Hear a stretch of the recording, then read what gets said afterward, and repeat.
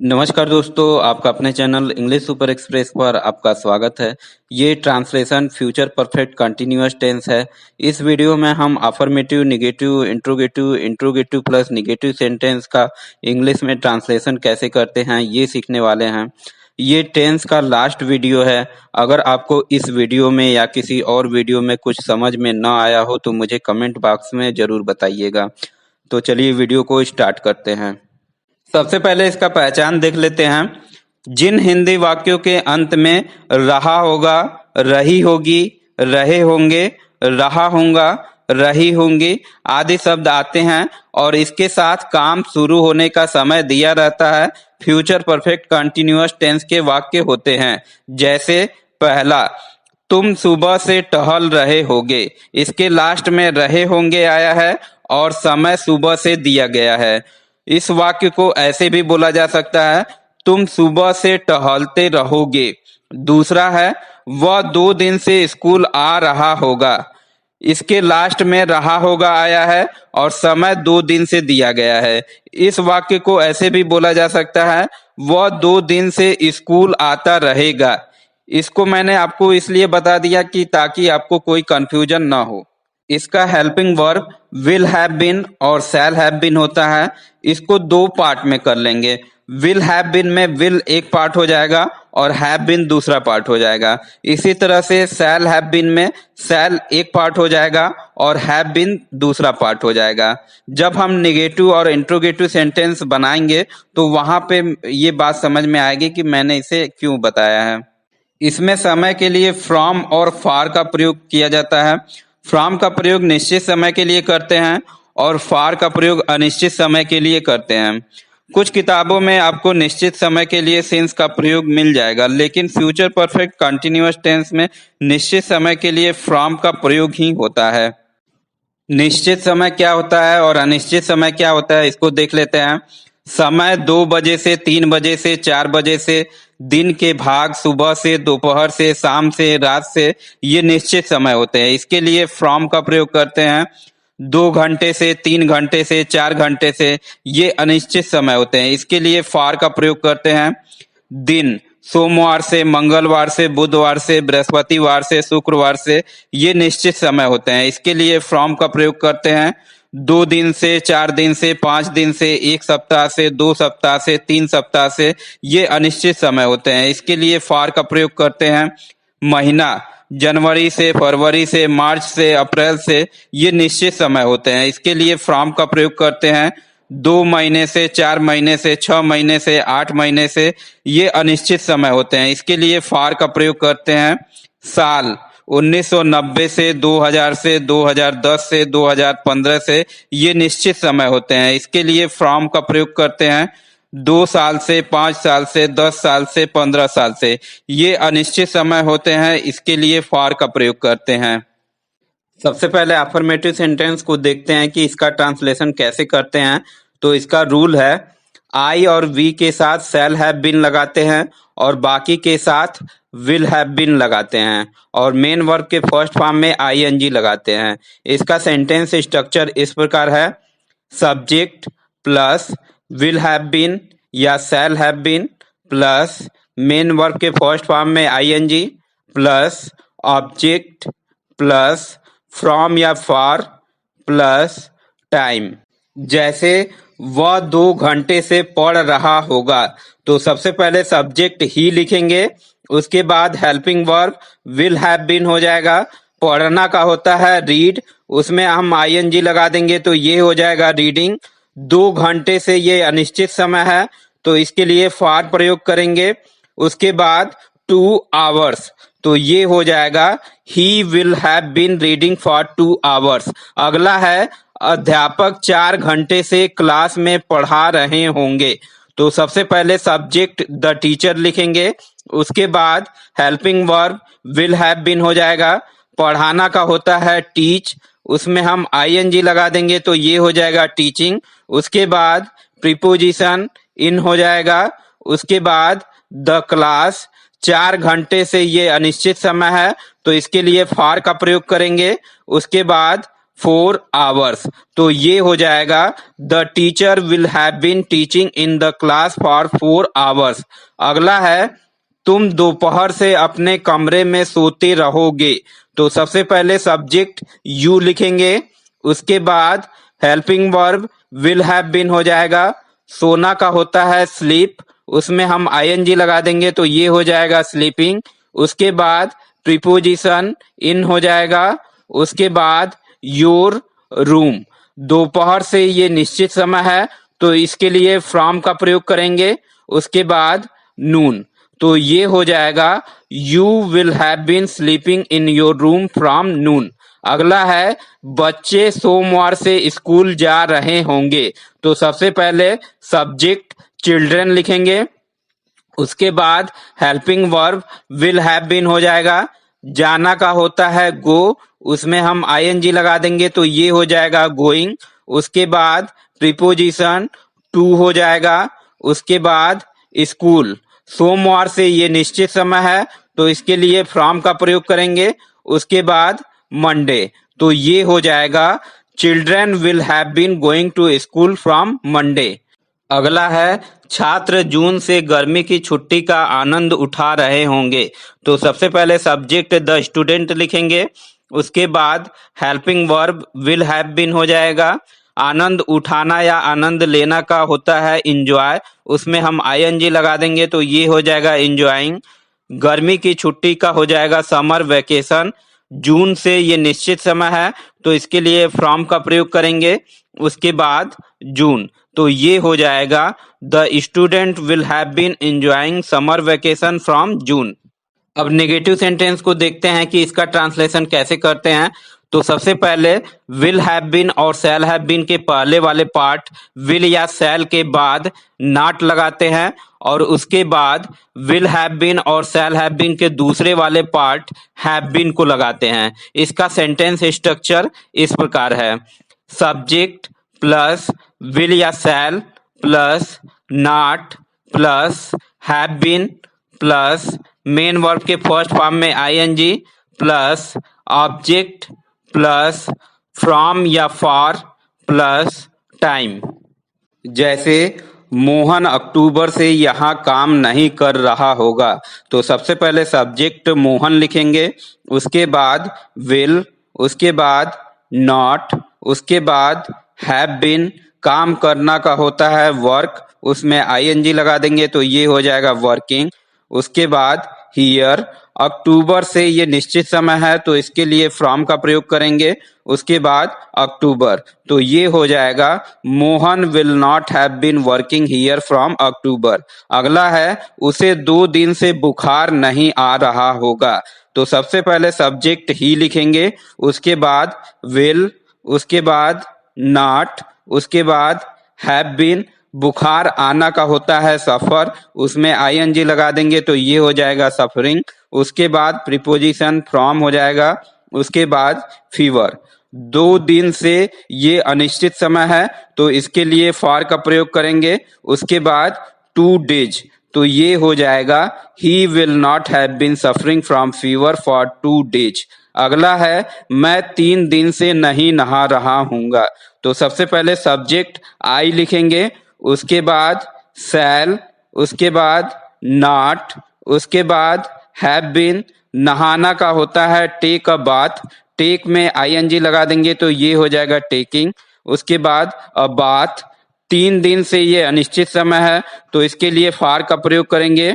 उसके बाद 3 days, तो ये हो जाएगा I shall not have been taking a bath for 3 days। अगला है हम अगले महीने से इस स्कूल में नहीं पढ़ रहे होंगे।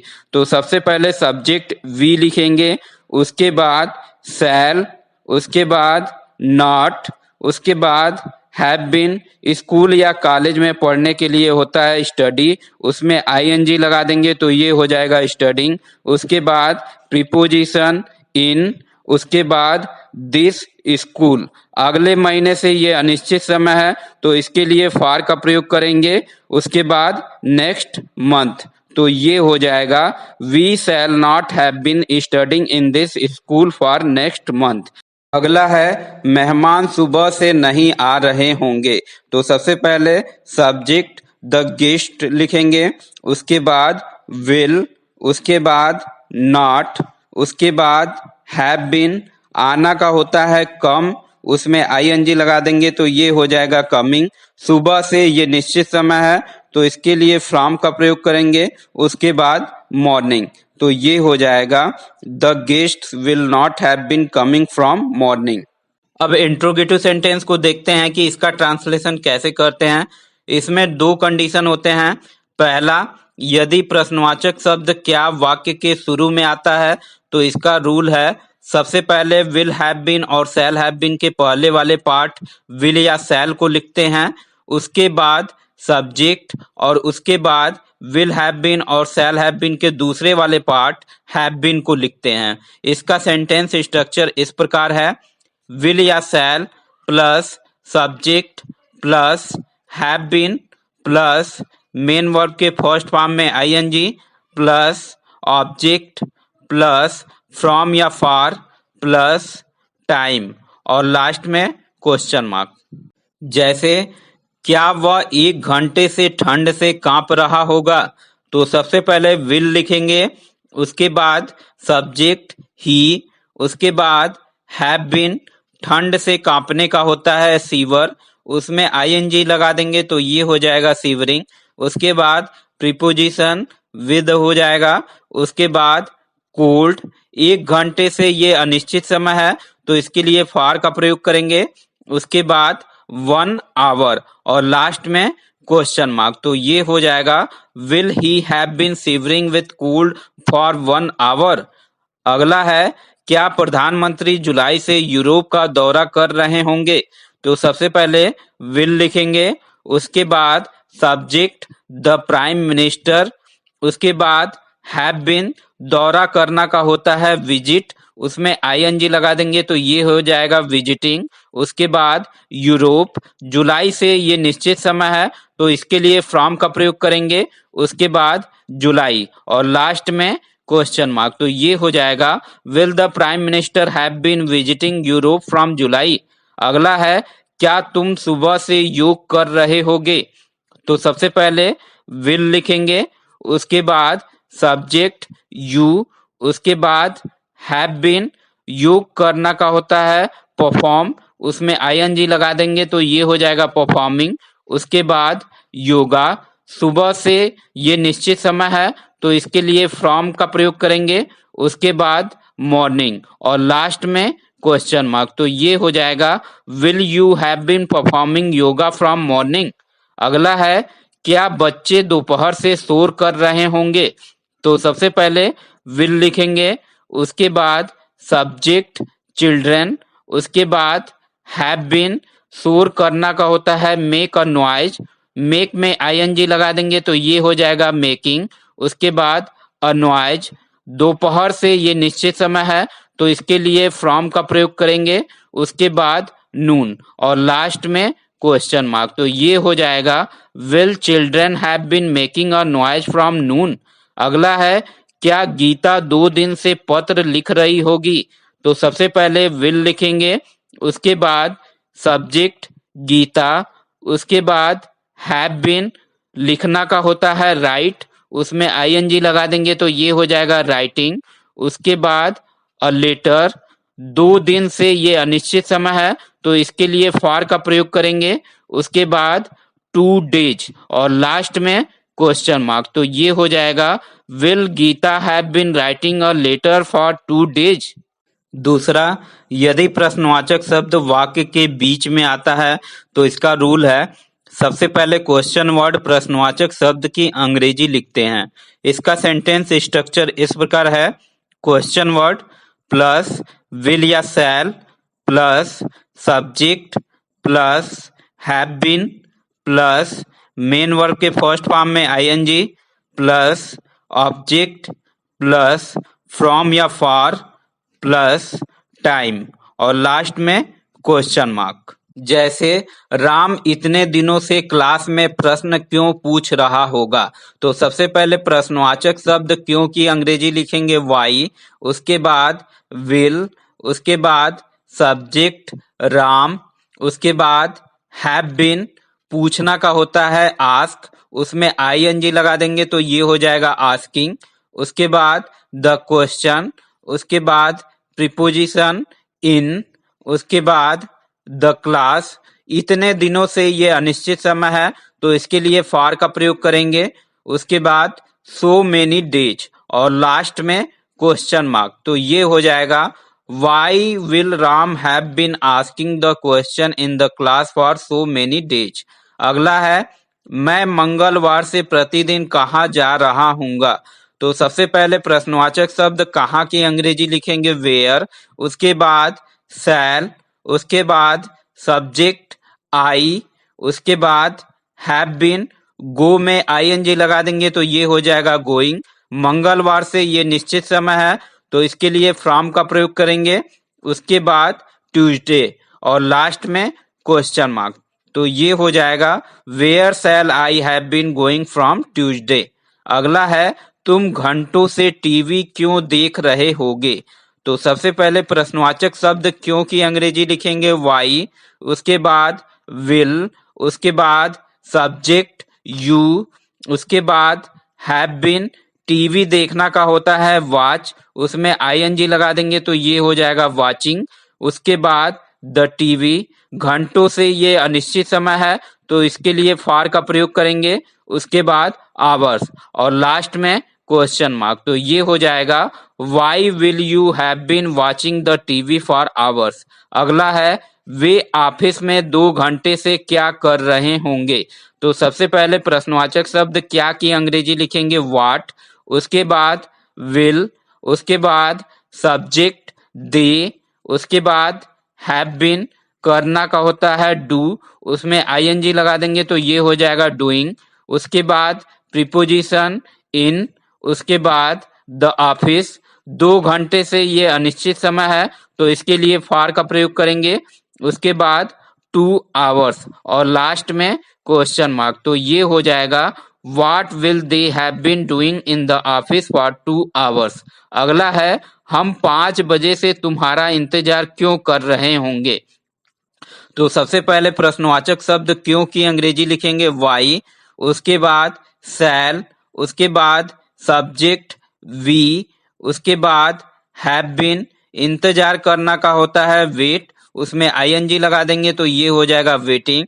उसके बाद प्रीपोजिशन फॉर, उसके बाद यू, 5 बजे से ये निश्चित समय है तो इसके लिए फ्रॉम का प्रयोग करेंगे। उसके बाद 5 o'clock और लास्ट में क्वेश्चन मार्क, तो ये हो जाएगा why shall we have been waiting for you from 5 o'clock। अब इंट्रोगेटिव प्लस नेगेटिव सेंटेंस को देखते हैं कि इसका ट्रांसलेशन कैसे करते हैं। इसमें भी इंट्रोगेटिव की तरह 2 कंडीशन होते हैं। पहला, यदि प्रश्नवाचक शब्द क्या वाक्य के शुरू में आता है तो इसका रूल है सबसे पहले विल हैव बीन और शैल हैव बीन के पहले वाले पार्ट विल या शैल को लिखते हैं, उसके बाद सब्जेक्ट, उसके बाद नॉट और फिर उसके बाद विल हैव बीन और शैल हैव बीन के दूसरे वाले पार्ट हैव बीन को लिखते हैं। इसका सेंटेंस स्ट्रक्चर इस प्रकार है विल या shall plus subject plus not plus have been plus main verb के फर्स्ट फॉर्म में ING plus object plus from या फॉर प्लस टाइम और लास्ट में क्वेश्चन मार्क। जैसे क्या ग्वाला अगले सप्ताह से दूध नहीं दे रहा होगा, तो सबसे पहले विल लिखेंगे, उसके बाद सब्जेक्ट मिल्कमैन, उसके बाद नॉट, उसके बाद हैव बीन, देना का होता है गिव, उसमें आईएनजी लगा देंगे तो ये हो जाएगा गिविंग। उसके बाद मिल्क, अगले सप्ताह से ये अनिश्चित समय है तो इसके लिए फॉर का प्रयोग करेंगे। उसके बाद नेक्स्ट वीक और लास्ट में क्वेश्चन मार्क, तो ये हो जाएगा will milkman not have been giving milk for next week. अगला है क्या मैं अगले महीने से बोर्ड की परीक्षा नहीं दे रहा हूँगा, तो सबसे पहले शैल लिखेंगे, उसके बाद सब्जेक्ट आई, उसके बाद नॉट, उसके बाद हैव बीन, परीक्षा देना का होता है अपीयर, उसमें आईएनजी लगा देंगे तो ये हो जाएगा अपीयरिंग। उसके बाद प्रीपोजिशन इन, उसके बाद बोर्ड एग्जामिनेशन, अगले महीने से ये अनिश्चित समय है तो इसके लिए फॉर का प्रयोग करेंगे, उसके बाद नेक्स्ट मंथ और लास्ट में क्वेश्चन मार्क। तो ये हो जाएगा shall I not have been appearing in board examination for next month. अगला है क्या पुलिस चोर को 1 महीने से नहीं खोज रही होगी? तो सबसे पहले विल लिखेंगे, उसके बाद सब्जेक्ट द पुलिस, उसके बाद नॉट, उसके बाद हैव बीन, खोजना का होता है सर्च, उसमें आईएनजी लगा देंगे तो ये हो जाएगा सर्चिंग, उसके बाद थीफ, 1 महीने से ये अनिश्चित समय है तो इसके लिए फॉर का प्रयोग करेंगे, उसके बाद 1 मंथ और लास्ट में क्वेश्चन मार्क। तो ये हो जाएगा will the police not have been searching thief for 1 month. अगला है क्या तुम रविवार से क्रिकेट नहीं खेल रहे होगे?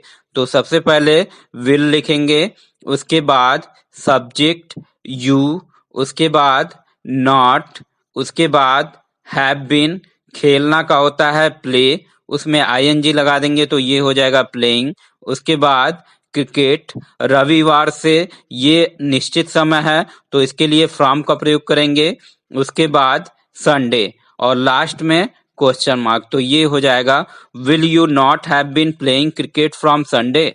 अगला है क्या नौकर सोमवार से काम नहीं कर रहा होगा? तो सबसे पहले विल लिखेंगे, उसके बाद सब्जेक्ट द सर्वेंट, उसके बाद नॉट, उसके बाद हैव बीन, वर्क में आईएनजी लगा देंगे तो ये हो जाएगा वर्किंग, सोमवार से ये निश्चित समय है तो इसके लिए फ्रॉम का प्रयोग करेंगे, उसके बाद मंडे। तो ये हो जाएगा will the servant not have been working from Monday.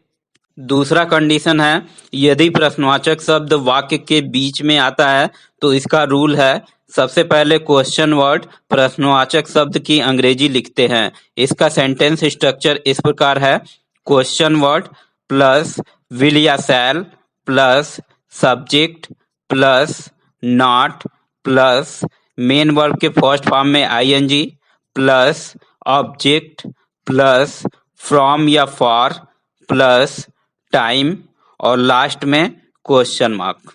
जैसे अध्यापक छात्रों को बुधवार से क्यों नहीं पीटते रहेंगे? तो सबसे पहले प्रश्नवाचक शब्द क्यों की अंग्रेजी लिखेंगे वाई, उसके बाद विल, उसके बाद सब्जेक्ट द टीचर, उसके बाद नॉट, उसके बाद हैव बीन, पीटना का होता है बीट, उसमें आईएनजी लगा देंगे तो ये हो जाएगा बीटिंग, उसके बाद स्टूडेंट्स, बुधवार से ये निश्चित समय है तो इसके लिए फ्रॉम का प्रयोग करेंगे, उसके बाद वेडनेसडे और लास्ट में क्वेश्चन मार्क। तो ये हो जाएगा why will the teacher not have been beating students from Wednesday. अगला है तुम 2 दिन से मोबाइल क्यों नहीं चला रहे होगे?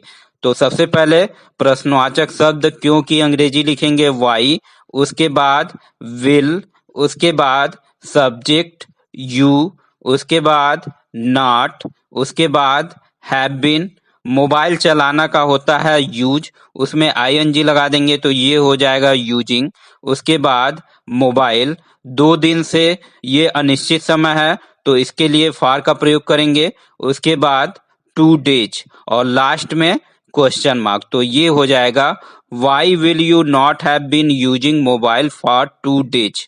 अगला है वे वहां 3 दिन से क्या नहीं खाते रहेंगे?